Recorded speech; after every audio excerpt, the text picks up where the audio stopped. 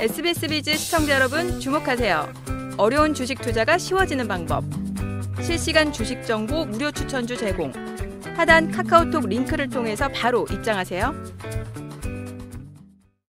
그럼 계속해서 최근 시장을 주도하는 섹터와 특징주 분석해 보겠습니다. 먼저 첫 번째 만렙 주식의 선택부터 살펴보시죠.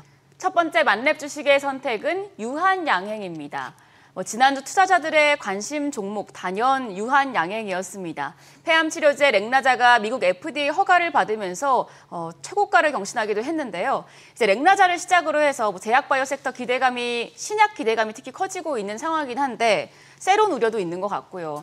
유한양행 비롯해서 제약바이오 업종 좀 어떻게 대응하면 좋을까요? 김도현 가이드님. 네, 이번 승인으로 인해서 이 제약사 최초로 항암제 분야에서 미국 식품의약국, 즉 FDA의 승인을 얻어내면서 이 바이오 섹터에도 좀 기대감이 불고 있는 것 같습니다. 그리고 미국의 금리 인하를 앞두고 있는 만큼 바이오 섹터에 점차 기대감이 커져가고 있는 것을 확인하실 수가 있는데, 그리고 좀 아직은 좀 이르기는 하지만 매년 1월에 이 JP모건 헬스케어 컨퍼런스 전후로 해서 이 바이오 섹터들이 좀 강세를 보였다는 차원에서 이 바이오 섹터들을 좀 잘 살펴볼 필요가 있지 않을까라고 지금 생각을 하고 있는데, 그런데 이 바이오 섹터는 사실 저는 개인적으로 이 투자하기가 가장 어려운 섹터라고 생각을 하고 있습니다. 네, 왜냐하면 변동성이 너무 커요. 네, 그것도 그거지만 사실 이 영업이익과 그리고 매출이 안 나오고 영업이익이 적자, 그리고 순이익도 적자가 내는 기업이 많기 때문에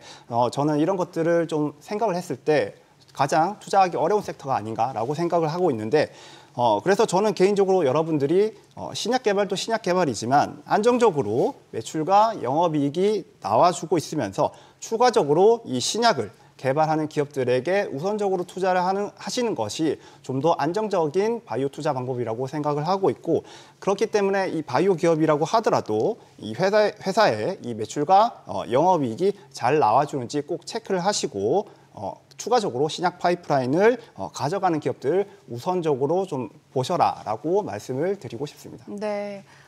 그러면 김대준 가이드님도 유한양행 비롯해서 제약바이오 섹터 어떻게 보시는지 궁금하고요. 또 관련해서 좀 탑픽 꼽아주실 수 있을까요?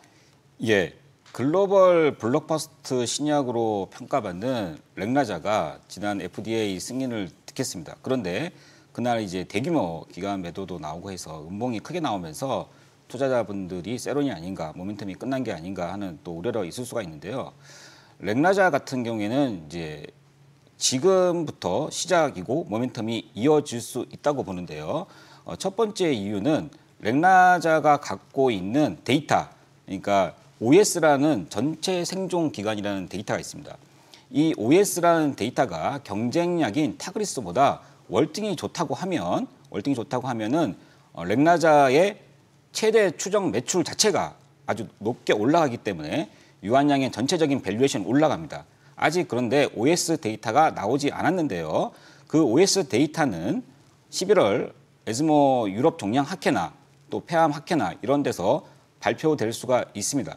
그렇기 때문에 렉나자가 OS가 타그리스보다 더 좋다는 그런 기대감도 아직은 있기 때문에, 그래서 렉나자의 모멘텀은 유효하다, 이렇게 또 말씀드릴 수가 있고요. 네. 두 번째는 렉나자와 이번에 이제 존슨앤존슨의 아미반타맙이라고 하는 그 약하고 병력요법으로 이제 승인을 받은 건데, 아미반탐이라고 하는 거는 이제 정맥 주사로 이제 사용되는 건데, 이 아미반타맙을 갖다가 SC 제형, 피하 제형으로다가 바꿀 수가 있는 겁니다. 바로 이제 집에서 편안하게 주사를 맞을 수 있는 게 이제 SC 제형, 피하 제형이라고 하거든요. 그것으로 이제 FDA 승인을 또 남겨두고 있어요. 그래서 아미반타맙이 SC 제형으로 다시 이제 FDA 최종 승인을 받는다고 하면, 그렇다고 하면은 렉나자와 병력요법이기 때문에 또 유한양행에는 그 자체만으로도 모멘텀이 됩니다. 또 왜냐하면 또 이게 그 타그리스보다 대비해서 월등히 또 매출 자체가 또 추정 매출 자체가 올라가는 거거든요. SC 제형 자체로 하게 되면. 그래서 이 두 가지 요인 때문에 렉나자의 모멘텀은 끝나지 않았다, 이제 그렇게 말씀을 드리고요. 다만 OS든 아니면 SC 제형이든 그 FDA 최종 승인이든 간에 확실하게 데이터가 나온 것은 없습니다. 항상 이 점 염두에 두시고 대응을 하셔야 되겠습니다. 그리고 추가적으로 바이오 플랫폼 기업인 리가캠 바이오 그리고 생물보안법에 직접적인 수혜를 받을 수 있는 CDMO 업체인 바이넥스 이런 종목들이 시장 수급도 상당히 양호한 편이어서 계속 관심을 가지는 것을 추천드리겠습니다. 네, 알겠습니다. 그럼 두 번째 만렙 주식의 선택으로 넘어가 보겠습니다. 다음은 AI 관련주입니다. AI 반도체 대표 주자인 엔비디아의 실적 발표에 관심이 쏠린 가운데 이제 모건 스탠리가 인공지능 AI 고점론을 재점화시켰습니다.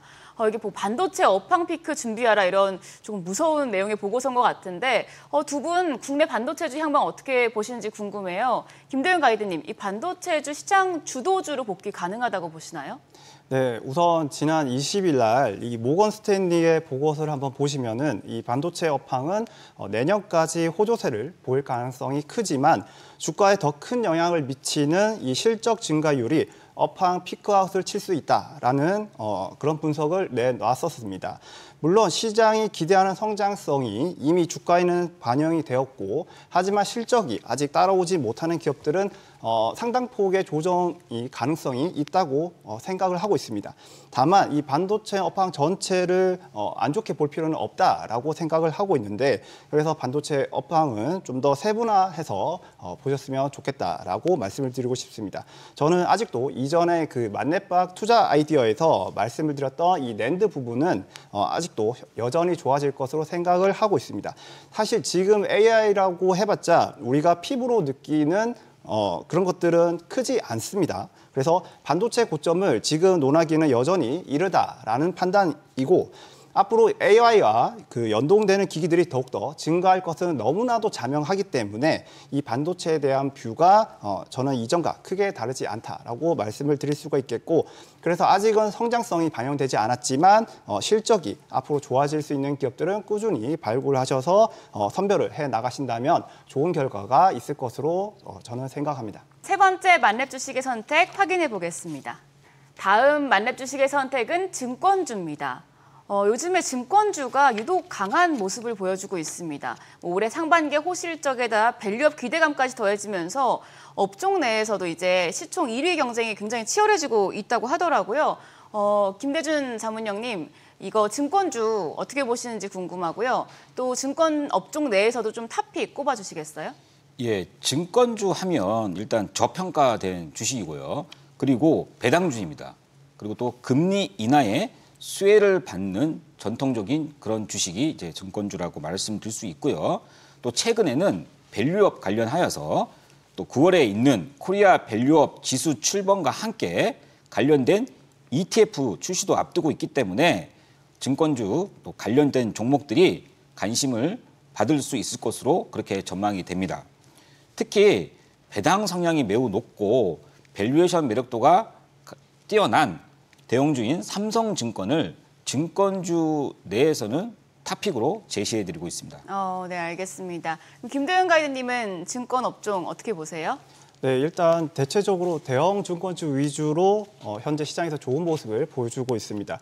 다만 이 PF가 문제가 되긴 하는데 이것은 좀 어느 정도 반영이 되었을 것으로 생각이 됩니다. 대부분 증권사들이 지난해 충당금이라 이 감액 손실을 상당히 보수적으로 반영을 했기 때문에 추가 발생 금액은 좀 제한적이지 않을까라고 생각을 하고 있고 그리고 9월 미국의 금리 인하라는 이 매크로 이벤트도 있기 때문에 증권주에게는 훨씬 더 유리하게 작용을 할 것으로 생각이 됩니다. 그래서 8월 5일 날 블랙 먼데이 이후에도 증권주는 이 빠른 회복을 보여주었었습니다. 그리고 증권주들은 이 밸류업에 대한 기대감이 있습니다. 상반기에는 은행주와 보험주가 올라줬다면 하반기에는 이 증권주가 이 밸류업에 대한 기대감을 좀 불러일으키고 있다라고 볼 수가 있겠습니다. 최근 이 미래에셋증권과 NH투자증권이 자사주 매입과 소각을 펼치면서 이 주주 환원에 나섰었는데 앞으로 하나둘씩 이러한 관련 정책이 나와줄 것으로 예상이 됩니다. 저도 그중에서 한번 최선호주를 뽑자면 이 김대준 자문형님과 똑같은 종목을 어떻게 공교롭게 가져왔는데 이 삼성증권이 주주의 어떤 환원 수익률이 높고 그리고 비교적 안정적인 주가 흐름을 보여주고 있기 때문에 그래서 괜찮아 보인다라고 말씀을 드리고 싶고 그래도 최근에 주가가 흐름이 좋았던 만큼 조금 눌렸을 때 한번 보시면 좋겠다라고 말씀을 드리고 싶습니다. 네, 알겠습니다. 오늘의 투자 정보 검색창에 SBS 비즈의 재테크존, 크존을 검색해 보세요.